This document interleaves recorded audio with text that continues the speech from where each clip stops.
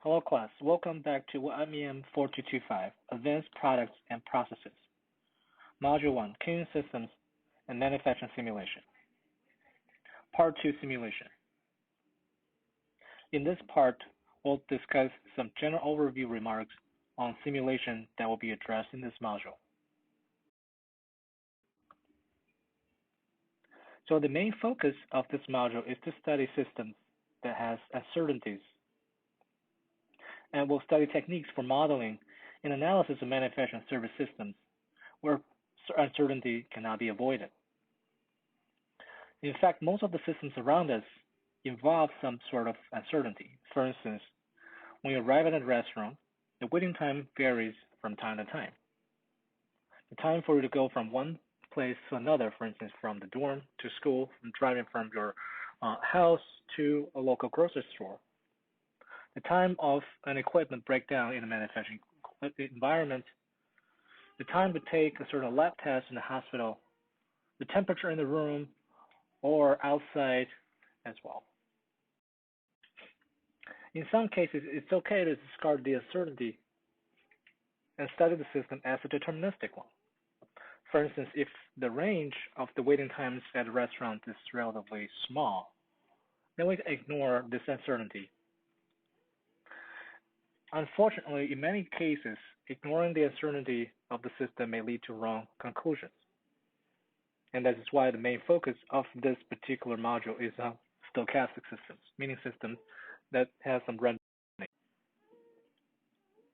Now, when we talk about systems, right, we discussed a number of things in the previous lecture about manufacturing already. But in the broader range, a system can include a number of things that we can consider, right? It can be manufacturing, can be bank, airport, hospital facilities, computer network, traffic systems, justice system, chemical plant, supermarket, and so on and so forth. And as we mentioned in the previous module, the focus is to use simulation and analytical solution to study the behavior of a system in this particular module. So when it comes to simulation, what is the simulation we're trying to study in this particular module? Can we give some examples of simulation from our experience? Now, if you go to the nursing school at UConn, you see there's a simulation lab there where you see this dummy patient lying on the bed with different sensors connected to the part, and the nursing student can practice various operations on the dummy. And the sensor will give feedback such that the nursing student will see if and how the response will look like. This is one type of simulation you will be able to see. But this is not a simulation we are trying to do in this particular module. Simulation apparently is to use computer in this particular module to mimic the behavior of a certain system. And the system we're studying here is mainly manufacturing or service systems where this queuing behavior is present.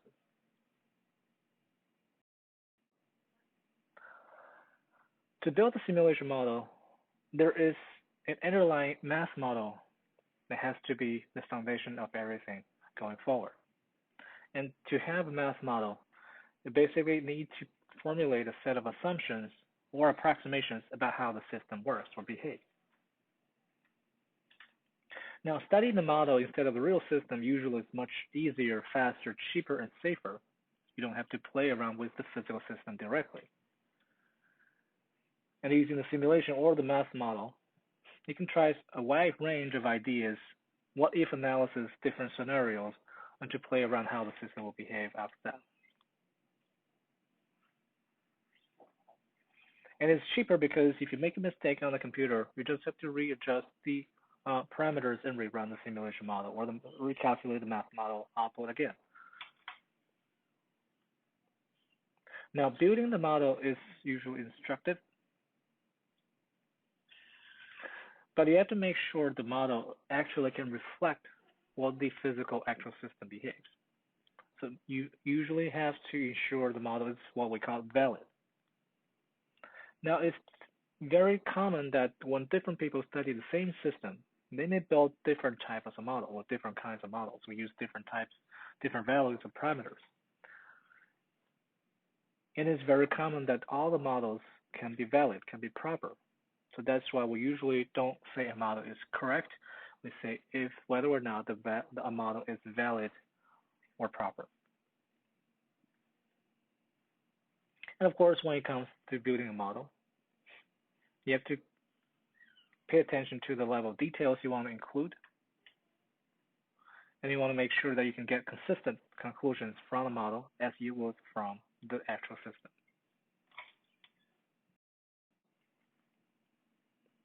Now, if the model is simple enough, right, we can use traditional mathematical analysis, meaning using the equations.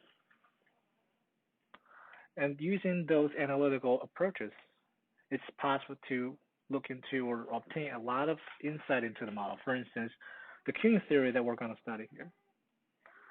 The calculus method, for instance, differential equations, if you ever in, for instance, mechanical engineering, chemical, or electric engineering, you would use a lot of differential equations to study systems like circuits, like mechanical systems, and so on. Other math techniques like linear programming is used to do optimization. And you probably have used the solver in Excel in one of your formal courses. The complex systems are usually difficult to be validly represented by a simple analytical model. Sometimes you don't want to oversimplify your assumptions, but sometimes you don't want to include so much details to make the system too complex or the model too complex to study. And when it comes to building a model, there's usually what we call the type 3 error when you work on the wrong model or the wrong problem. And when it comes to building a model, there's this thing called GIGO, like first in, first out, FIFO. GIGO means garbage in, garbage out. If you have a wrong model and studying the wrong problem, of course, any conclusions you draw from those formulations will be basically meaningless. So often the complex system requires a complex model. When the analytical methods, meaning deriving equations, do not apply, computer simulations can be one of the solutions that will come next.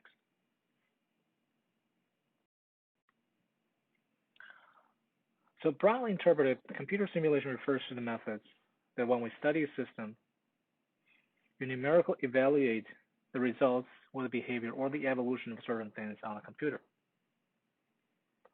Right? We can use computer simulation to simulate weather. Right? When you go to the weather channel, you see how the satellite graphs will evolve in the next few hours. That's computer simulation as well. So we use software to imitate systems operations and characteristics, often over time. Right? You'll see, well, in an hour or in a couple of hours, there's going to be a thunderstorm near a certain area. It can be used to study simple models, but should not be used if analytical solution is available. Because although simulation is quite powerful in studying complex models, it takes time and sometimes can be misleading when the model is simple enough to use analytical equations to study.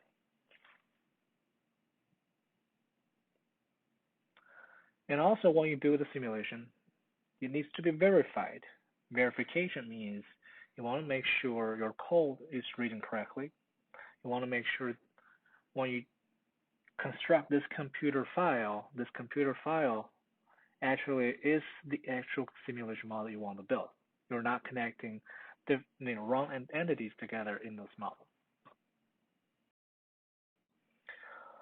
Now, simulation is very powerful and very popular in a number of areas because of its number of advantages, especially in operations research and management science.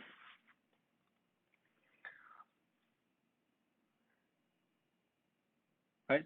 When you care about complexity, simulation can be quite complex and to study very complex systems, as we mentioned. It can emulate all the system behavior in various conditions. It allows system interactions to be analyzed so you can understand the system behavior better. And it provides a way such that the analyst can draw different inferences about this new system without building a new system, without experimenting on an actual physical system. And for simulation, especially nowadays, you can use even 2D or 3D animation so that you can visualize the operation very directly. And finally, the simulation softwares are now powerful enough that they can be connected to other software packages to streamline the entire analysis process.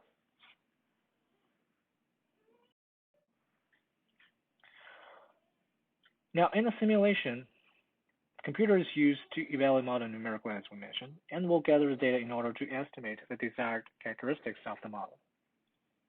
For instance, if you care about a manufacturing firm and it's planning to build a large extension to one of its plants, the question will be, will the net potential gain in productivity justify the construction cost?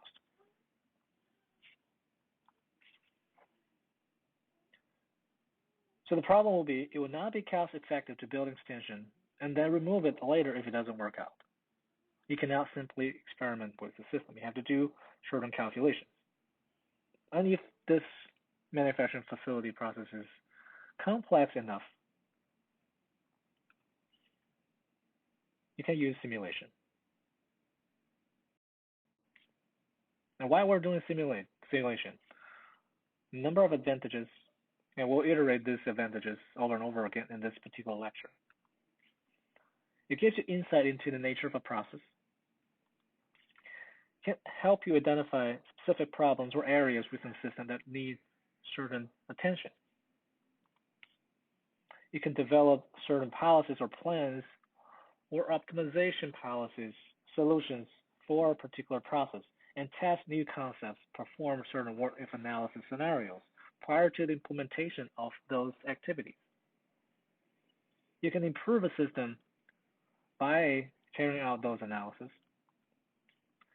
and give you kind of a guarantee quantitatively based on what the simulation tells you, given that the simulation model is valid.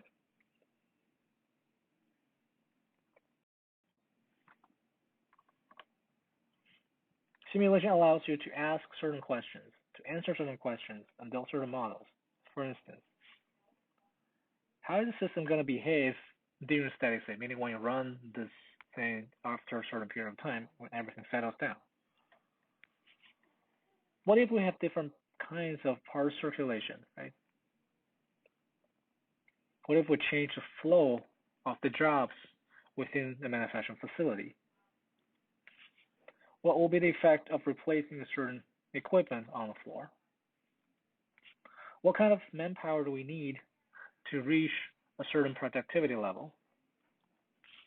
What size of buffering or storage or intermediate rooms, warehouse do we need to cushion any disturbances that may happen in the process? Can we predict the KPIs, the key performance indices of a certain system? For instance, work in process or throughput in a manufacturing line.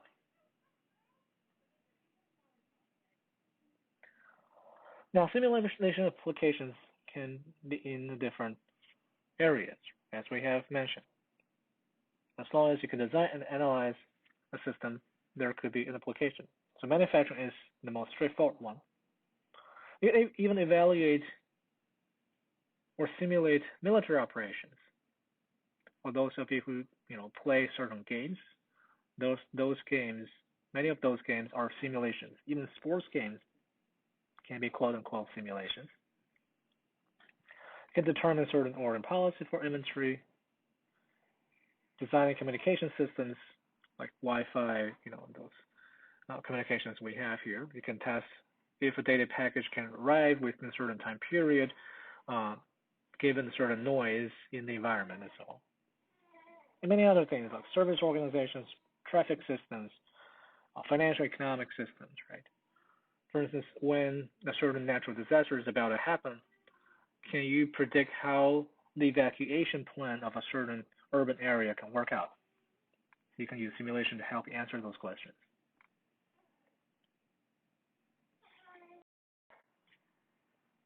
Now, when it comes to simulation models, right, there are also different kinds of simulation models. It can be deterministic, it can be static, and it can be dynamic. Static means time play no role, it just represents a system at a particular point. Like you toss a coin, like you draw a die. It doesn't really matter which time you're doing that, it just replaces the same experiment over and over again. It can represent a system, how it evolves over time. For instance, how, like the weather system, how the cloud or the thunderstorm will move from one area to the next area. It can be deterministic, and it can be stochastic. Deterministic, apparently, there's no randomness involved. Stochastic, you have to deal with uncertainty. And this is true in most queuing and manufacturing scenarios, and will be the focus of our this class. And when it comes to the time, it can be either continuous, and it can be discrete, like a chemical process. The chemical reactions is continuous time. And sometimes the state of system change only at discrete points. For instance, when you observe a number of cars in the parking spot, right? It only happens when the state only changes when a car enters or exits the structure. So it's a discrete time model.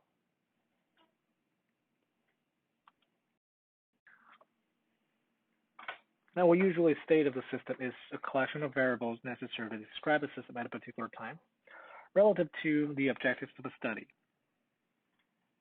For instance, if we study a restaurant, the possible state variables could include the number of customers, number of tables available, numbers of waiters, waitresses available, number of cooks available, number of working cashiers in the system, right? Can also come to your washing capacities, how you can circulate the dirty dishes quickly enough. So advantages of simulation, we have mentioned a number of them already. It's cheap, it's faster, you don't have to play with the physical model, can test a number of new things, do what-if analysis, and help you replay, give you some historical, retrospective analysis, and help you predict the future. It can be, can compress time, can zoom in and zoom out, and give you some animation and visualization. But there are a number of disadvantages and pitfalls. This is something that we're going to discuss. Disadvantages include it usually takes much longer time than doing analytical calculations, meaning using equations. Sometimes it could be very time consuming, costly. And this is okay if you only do one calculation. But if you're evaluating tens of thousands of possible designs doing optimization, this can be a huge disadvantage of using simulation. And simulation doesn't provide any analytical relationships. It gives you what is called correlations. One thing correlates to another, but doesn't mean one thing causes another. So sometimes it's not really easy to analyze a certain problem if you want to find out those causal relationships, especially if you want to quantitatively analyze those relationships. So better methods than simulation may exist in those cases. And building simulations take experiences. And simulation, especially when we deal with uncertainty systems, may have random output. And you have to be very careful from the start to the finish, meaning from building the model to interpretation of the result. I mentioned about the garbage in, garbage out already, the time through error already in the previous slide. And this is something that you should really pay attention to and try to avoid when you decide to use simulation. Simulation is powerful, but there are a number of things it cannot do. It cannot optimize itself. It only provides you the results of your what-if questions. You have to formulate the optimization yourself. In most cases, it cannot give accurate results if the data source is inaccurate. So it has a heavy reliance on what the source data look like, the quality of the source you're providing.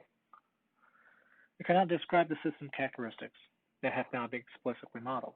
So a model has to be built, only that you don't have to do a lot of mathematical calculations, but there's still an underlying model you have to specify which component you want to put into the simulation.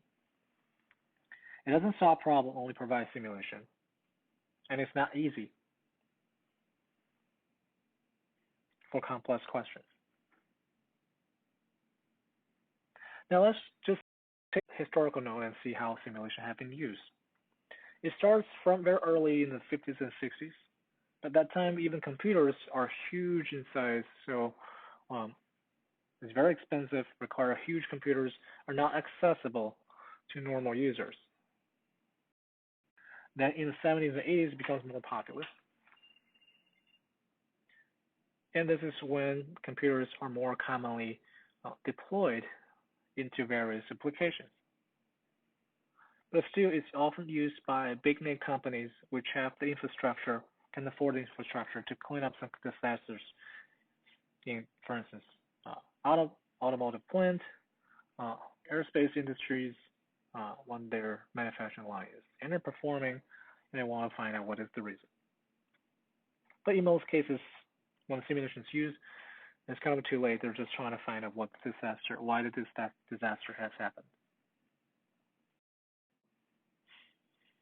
Then after the 80s to the 90s, personal computers are available, and the computer power becomes less and less expensive.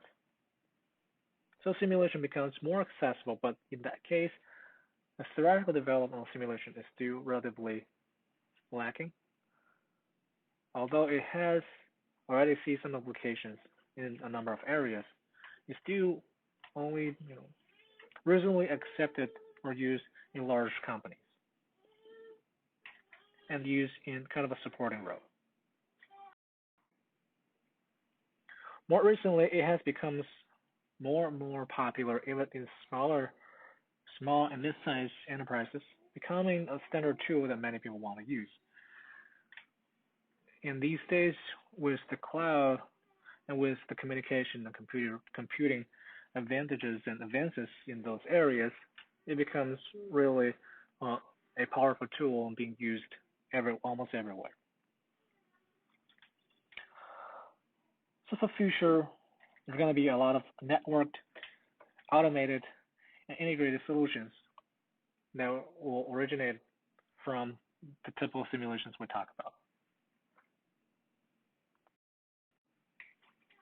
And since to avoid when you rely on simulation, especially in simulation modeling, failure to have well-defined objectives is the top one. You have to have a clear objective. What is the problem you're trying to address, you're trying to solve, you're trying to answer? That will tell you what level of model details you want to incorporate. For instance, when people model, for instance, tossing a coin, right? Do you want to model the movement of the joints and muscles around your hand area, the arms, or just want to model this as a 0-1 head-tailed random events? The modeler usually needs to have sufficient training in both statistics and simulation in order to understand if the model is built correctly and if the model is valid. Okay. And there are a number of simulation softwares people can use. You have to choose the best one available to you and use them correctly. And animation can also be misleading. Sometimes the users will just rely on the animation to draw conclusions, which can, as I mentioned, misleading and confusing and lead to wrong conclusions. And because we're studying an uncertain system, right? You have to understand the concept of a probability distribution, what distribution to use, how to distinguish the distribution with the mean, with the variance, standard deviation, all those terminologies involved in probability statistics. And finally, when you obtain the results, make sure you can interpret those results correctly.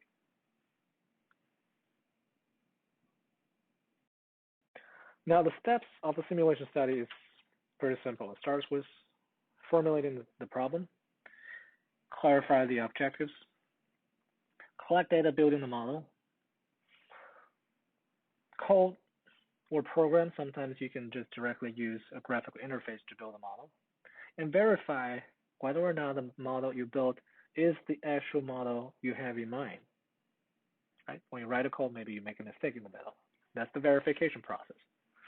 And after the verification, you want to validate the model, make sure the model you build actually can reflect what the physical system you're trying to study. There will be a lot.